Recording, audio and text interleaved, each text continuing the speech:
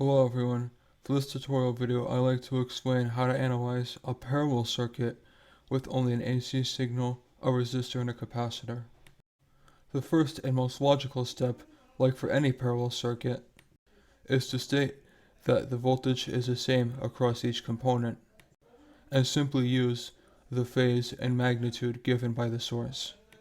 The next step is to calculate the reactance of the capacitor, and remember the rule for the phase being exactly -90, regardless of the magnitude you calculate.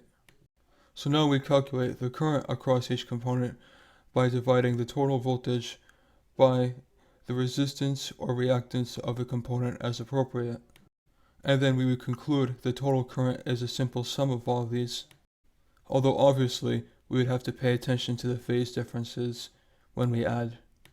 And we can now either calculate the total impedance as the total voltage divided by the total current, or using the parallel resistance rule, using the substitution of Z for impedance instead, like for a parallel circuit involving an inductor.